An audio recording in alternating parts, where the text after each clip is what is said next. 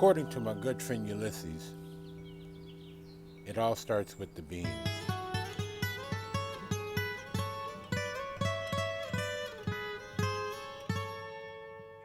All right, here are my beans about to make it to the stove. I'm gonna take all that stuffing out of there.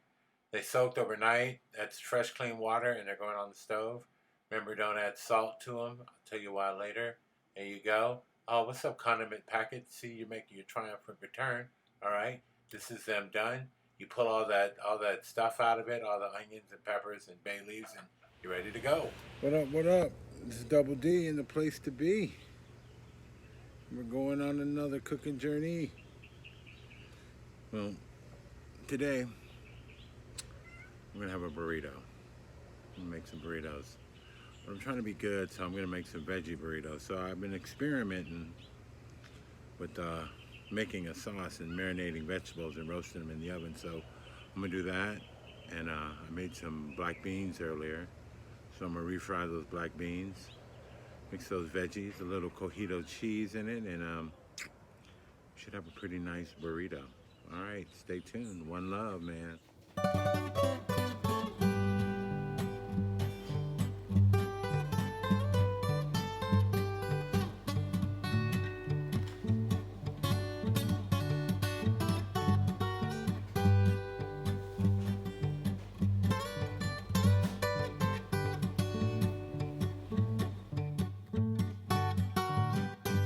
All right, start off, put your corn on the fire, make sure you get the corn with the husk on it. And we're going to do this to the corn all the way around until, we want to get a smoky taste to the kernels in there, so that's why I do it like this. I know it's a bit of a mess, but the flavor is well worth it. All right, now we're on to the cauliflower. I'm going to try to chop this up in small bite-sized pieces because you don't want it too big because it is going in a burrito. There we go. See, that's what it looks like there. All right. Now I'm going to mess with these mushrooms. Chop, chop, chop. See the pieces I'm cutting, not too big. And then a little bit of red pepper. Not too much, but I just like the red pepper because it gives it a little sweetness. It's really nice in there. Alright, there's that. There's our corn that we just did. Chop up the end. Oh, belly saved. You see that? Nice. Alright, here we go. That one.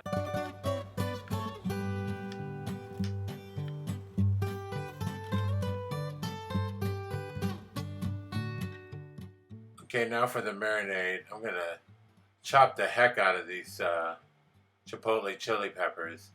And there's a jar of the juice that's when you get the can of it, and I like to add that juice to the sauce. I forget to do it in the video, but I do it in the end. So you want to chop this up as much as you can, get it really, macerated. And I'm gonna go with the garlic here. Same thing with the garlic. I'm gonna chop it up really good. And then I'm gonna do that oregano right there, chop it up really good, and add the other ingredients. Watch this.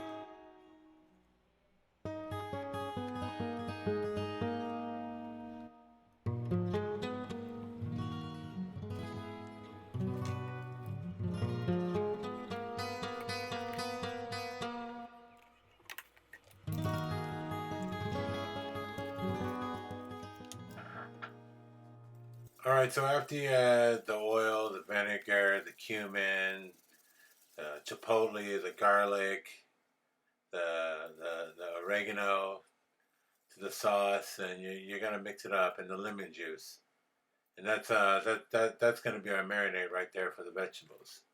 So pour that in there.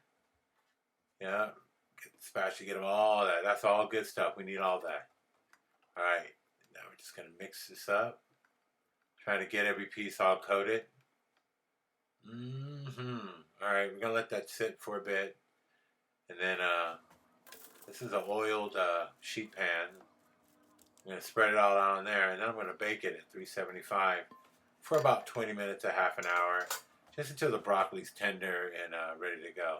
See, that's a chipotle juice that I forgot to add earlier, so I'm just gonna add it to that. It's all good. It'll still be yummy. Chipotle is wonderful. If you've never used it, use it. Okay, now I'm making what I call the yin and the yang. I used to work in a restaurant, and I guess it was an anti-joke between the chef and the guys that worked there, but they called pico de gallo yin and the yang. So that's what I still call it to this day. So I'm making the yin and the yang. And this is how they would always make it. On everything chopped on one cutting board. Oh, glasses fell down. So we're just going to keep chopping and keep mixing. Keep chopping and mixing. We're going to add it in there. Squeeze some lemon juice in it. Add some salt. And it's ready to go. Let me tell you. You add this to anything. Sandwiches, pasta, anything. And it'll make it the bomb. Okay. So that's the yin and the yang. Or as you call it, pico de gallo.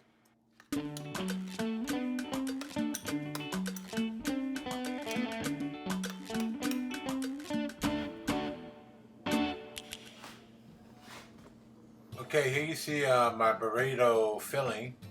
I just shot of tequila, but this is what's going in. Watch the shake. Ooh, that was some good tequila, boy.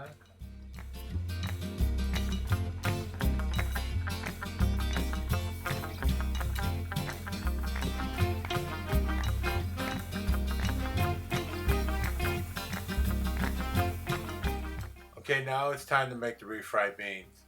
So what you see here is I got some onions that I finally chopped, and I added them to oil, and I'm going to cook them till they start to turn brown. This is my friend Tom told me how to do this, because I would always ask him about this restaurant we went to, and he said, oh yeah, you got to cook the onions until they start to turn brown on the outside, see? So this is what I'm doing here, and then I'm going to add the beans. But a lot of the stuff I cook, and I've learned how to cook, I've learned from friends. I have a lot of friends that cook, so there's a lot of sitting around and talking about food. So this is just one of those things that we would talk about, is the beans at this place called La Pupusa Loca in Los Angeles. So, all right. Okay, so you take a fork and you just kind of mash them up. Mash them all around with a piece of garlic in there. That's okay. It'll be good.